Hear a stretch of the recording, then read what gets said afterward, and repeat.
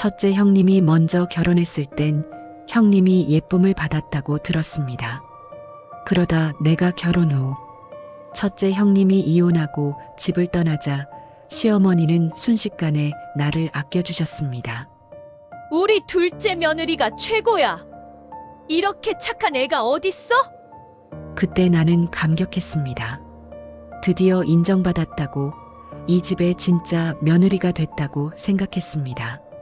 명절마다 새벽같이 일어나 음식 준비를 하고 아이들 뒷바라지를 하고 시댁 어른들 수발을 들면서도 행복했습니다. 하지만 그 행복은 오래가지 않았습니다. 그해 겨울의 일입니다. 시어머니에게서 전화가 왔습니다. 이번 주말에 김장하러 와. 너만 오면 돼. 김장철이 되면 늘 저만 불렀습니다. 다른 친척 집 며느리들은 한 명도 없었어요. 큰 집 조카 며느리도 작은 집 올케도 아무도 오지 않았습니다.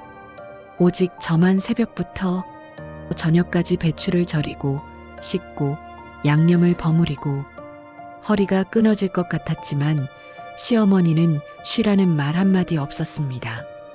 빨리빨리 좀 해. 지기 전에 끝내야지. 다른 며느리들은 왜 안 오냐고 여쭤본 적이 있습니다. 그때 시어머니는 이렇게 말씀하셨죠. 걔네는 바쁘잖아. 너는 시간 있으니까. 나도 직장인입니다. 나도 주말에 쉬고 싶습니다. 하지만 그런 건 중요하지 않았나 봅니다.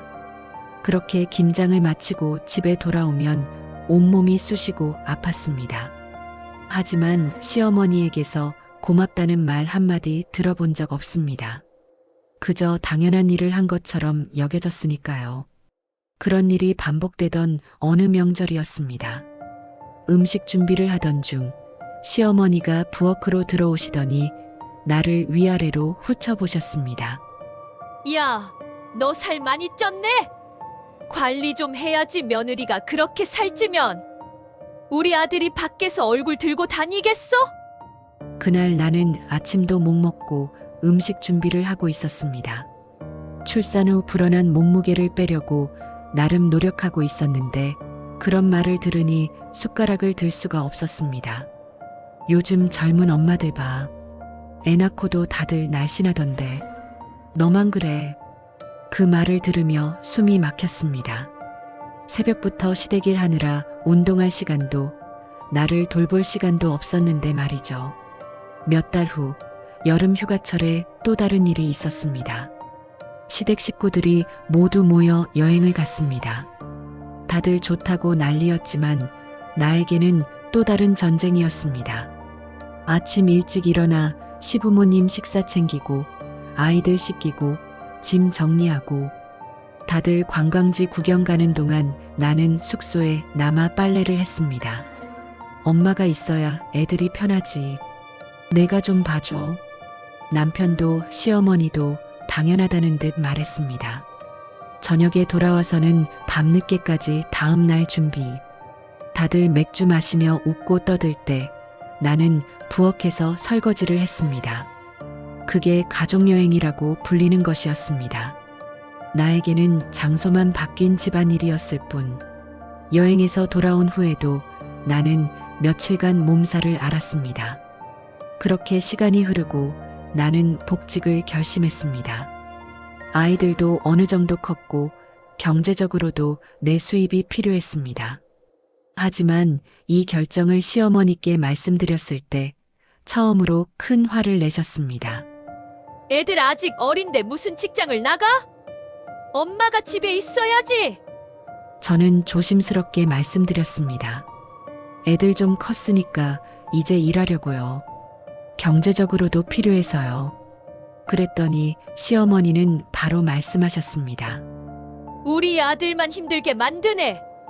혼자 벌어서 어떻게 사냐고. 다른 집은 아내가 집 잘 지키던데. 아이러니했습니다. 내가 집에 있으면 놀고 먹는다 했고 일하러 나가면 남편을 힘들게 한다고 했습니다. 내가 집에서 애들이나 잘 봤으면 우리 아들이 이렇게 고생하겠어? 그 말을 들으며 깨달았습니다. 무엇을 해도 나는 늘 잘못한 사람이 되는구나. 그렇게 시간이 흘렀고 나는 점점 지쳐갔습니다. 그런데 바로 그때였습니다. 큰아주버님이 재혼을 하셨습니다. 새로 오신 형님은 나보다 훨씬 어렸습니다. 젊고 예쁘고 날씬했죠. 처음 뵙던 날 시어머니의 눈빛이 달라지는 게 느껴졌습니다.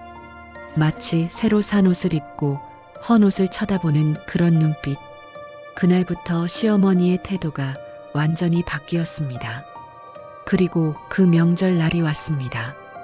부엌에서 나는 혼자 묵묵히 일하고 있었습니다. 새 형님은 거실에서 시어머니와 이야기를 나누고 있었죠.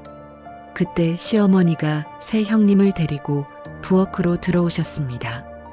우리 새 아가는 얼마나 똑부러지는지 몰라. 옛날 며느리랑은 급이 다르지. 시어머니는 나를 힐끗 보며 웃으셨습니다. 아이고, 얘는 원래 느려 빠져서 뭐 하나 시키면 한참 걸려. 새 형님은 어색하게 웃었습니다. 나는 손에 든 칼을 꽉 쥐었다가 놓았습니다.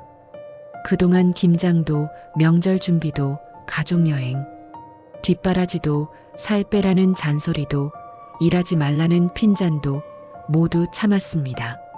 하지만 이 순간 새로운 형님 앞에서 나를 깎아내리는 이 순간만큼은 도저히 참을 수 없었습니다.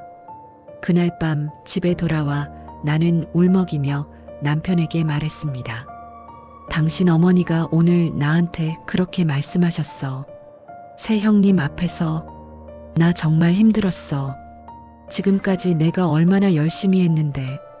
남편은 TV를 보다가 고개도 돌리지 않고 대답했습니다. 엄마가 그냥 그러는 거지. 너도 좀 맞춰. 왜 그렇게 예민해? 편을 들어달라는 게 아니었습니다. 그냥 들어주기만 해도 됐습니다. 내 마음이 아프다는 걸 알아주기만 해도 됐습니다. 하지만 남편은 단 한 번도 내 편을 들어준 적이 없었습니다. 그날 밤 나는 이불 속에서 조용히 울었습니다. 그리고 깨달았습니다. 첫째 며느리도, 둘째 며느리도, 새로운 형님도 우리는 그저 순서였습니다. 시어머니에게는 가장 새롭고 어린 며느리만이 의미 있었습니다. 김장할 때도, 명절 준비할 때도, 가족여행 갈 때도 나는 언제나 불렸습니다. 다른 며느리들은 바쁘다고, 시간 없다고 빠져도 괜찮았지만 나만은 안 됐습니다. 살 빼라 해도, 일하러 나가면 또 뭐라 해도, 무엇을 해도 나는 늘 부족한 며느리였습니다. 나는 이제 낡은 며느리가 됐습니다. 하지만 이제는 압니다. 사랑받기 위해 더 잘해야 한다는 생각은 거짓말이라는 것을. 내가 아무리 잘해도 더 새로운 사람이 오면 나는 다시 뒷전이 된다는 것을. 그래서 이제는 다르게 살기로 했습니다. 시어머니의 인정이 아니라 내 자존감을 지키기 위해, 남편의 편들기를 기다리는 대신 내 스스로 나를 지키기 위해. 누구도 나를 지켜주지 않는 곳에서 내 편은 오직 나뿐입니다. 그 사실을 받아들이는 순간 비로소 숨을 쉴 수 있었습니다. 여러분도 혹시 이런 상황에 있다면 기억하세요. 당신은 충분히 잘하고 있습니다.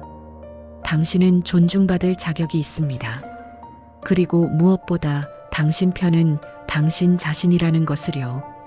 이 마음을 공감하신다면 좋아요와 구독 부탁드려요.